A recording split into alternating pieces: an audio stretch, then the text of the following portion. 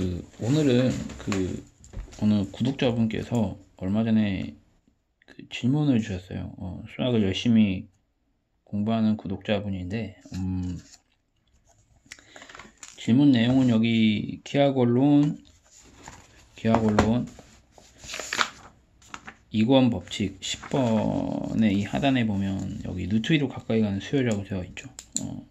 이 부분부터 그리고 다음 페이지 후 또 그 다음 페이지 그 다음에 여기 그 다음에 여기에서 여기까지 5페이지 정도 되는 부분인데 이렇게 한 줄 한 줄 읽어 내려갈 때는 내용 이해가 되는데 그래 전체적인 맥락이 이해가 되지 않는다고 그래서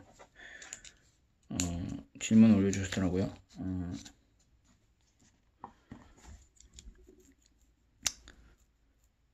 이렇게 질문이 들어오면 시간이 조금 걸리는 편이에요. 왜냐하면 저는 이제 이 답변을 하는 과정에서 단순히 그런 1차원적인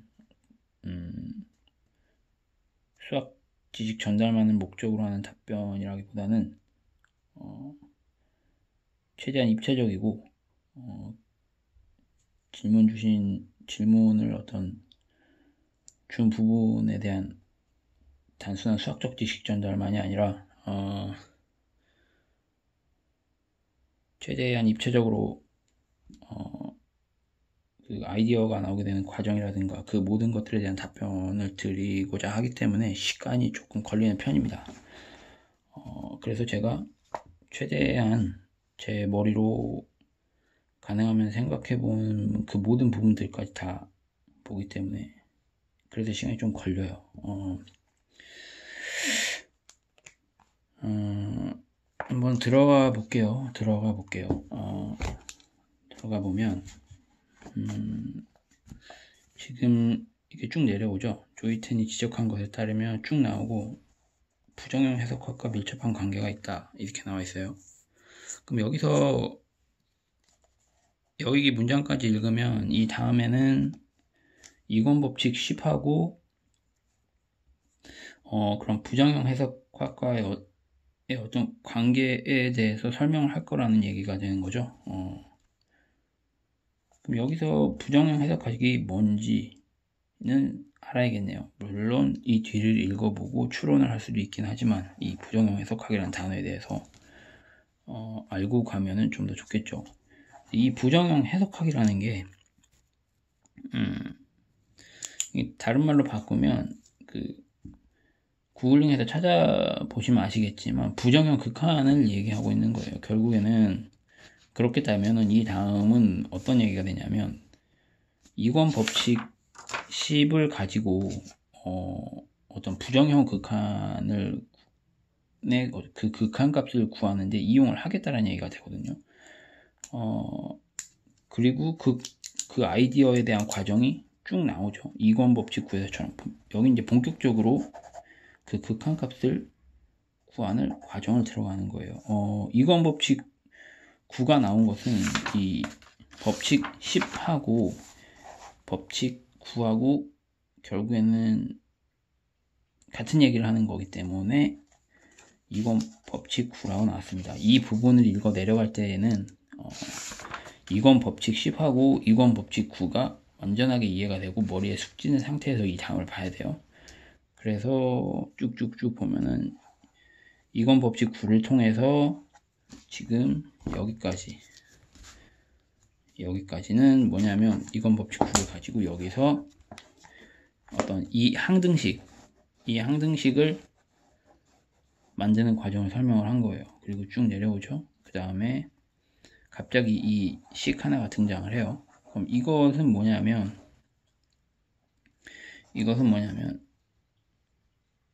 이 식의 우변이죠. 우변을 플러스 마이너스 1로 놓은 거고 요것만 놓고 보자면 얘는 뭐죠? 부정방정식이 되죠. 그래서 여기까지는 항등식이었지만 여기서부터는 이거 자체만 놓고 보면 얘는 부정방정식이죠. 부정방정식이 뭐냐면 그 해가 하나로 고정되지 않은 거죠. 그러니까 예를 들면 x에 1을 넣으면 얘는 자 1이라고 놓으면 x에 1을 넣으면 y는 어떻게 될까요? y는 1이 되잖아요. 그리고 x에 2를 넣으면 y는 어떻게 될까요? x에 2를 넣으면 y는 플러스 마이너스 루트 7이 되죠. 그러니까 지금 보면은 이게 이 해가 하나로 정해지지 않잖아요. 그러니까 이게 해가 무한계에 있단 말이죠. 즉 하나로 정해지지 않았다고 해서 부정방정식. 그 부정이라는 말은 정해지지 않았다는 뜻이에요. 아무튼 이 방정식이라는 거는 여기서 이 부정방정식 얘를 얘기하는 거예요. 만족하는 더 큰 수 x, y, x 플러스 y, 2x 플러스 y를 낳는다. 그러니까 만족하는 더 큰 수를 낳는다는 거는 이거를 이용한 거죠. 그러니까 보면은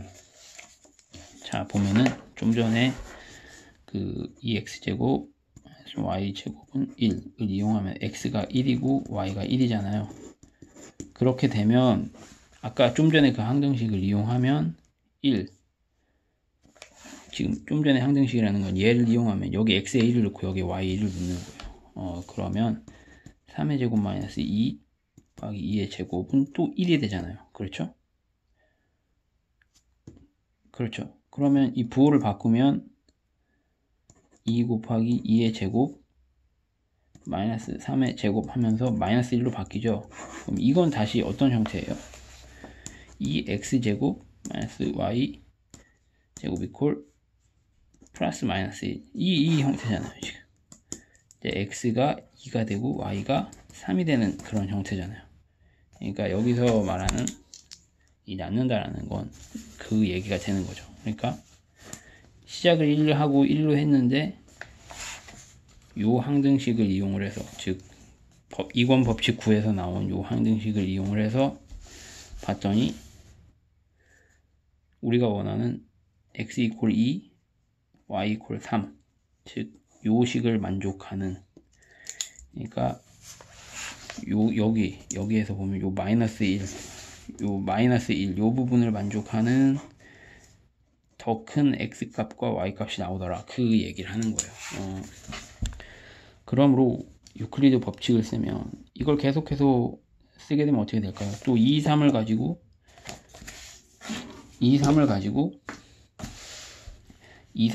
이거보다 더 큰 x, y 값을 계속 구해 나갈 수가 있을 거잖아요. 그러니까 x는 1을 시작으로 2, 더 큰 수로 쭉 갈 거고, y도 마찬가지로 3, 쭉쭉쭉 해서 y는 1, 3 해서 쭉쭉쭉 해서 더 큰 수로 갈 거란 말이에요. 결국 이게 무한대분의 무한대인데, 그러니까 이거에 대한 이야기가 여기서부터 쭉 나오는 거죠. 지금 보이죠? A는 1, D는 1부터 해서 쭉 이렇게 시작을 하는 거예요. 그래서 여기 보면은 계속 그 커지는 값에 대해서 이렇게 계속 나열을 하고 있는 거죠. 그러면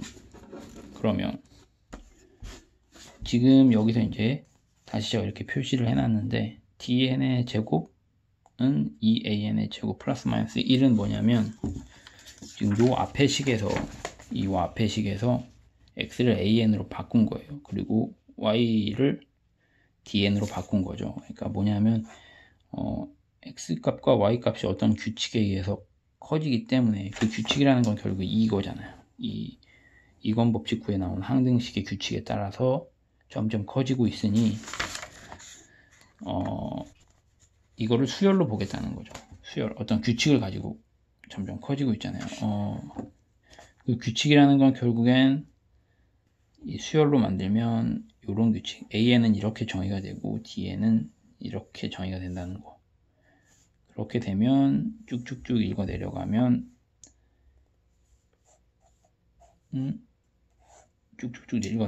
이렇게 돼서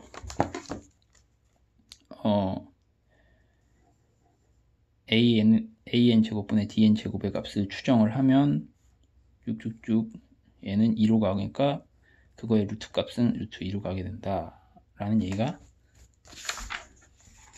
여기서부터 여기서부터 여기까지 내용입니다.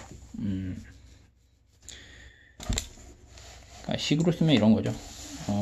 식으로 쓰면 리미트 x가 무한대로 갈 때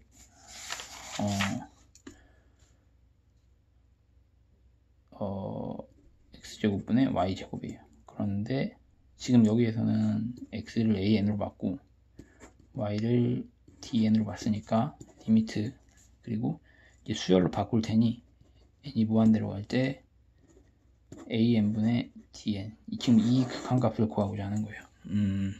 구하고자 할 때 그 극한값을 구하고자 할 때 지금 이건 법칙 9를 이용한 이 식을 가지고 썼다는 거. 근데 만약에 굳이 요거의 극한값을 구하고자 한다면 굳이 이것까지 쓸 필요는 없어요. 그냥 아주 간단하게 우리가 학교에서 배운 대로 그냥 해버리면 돼요. 무슨 말이냐면 리미트 x가 무한대 지금 x제곱분의 지금 y제곱이 궁금한 거잖아요. 그러면 y제곱은 그냥 이 식에서 2x제곱 플러스 마이너스 1이잖아요. 그리고 y는 그러면 2x제곱 플러스 마이너스 1 대신 이 안은 루트 아니까 0보다 커야겠죠. x 무한대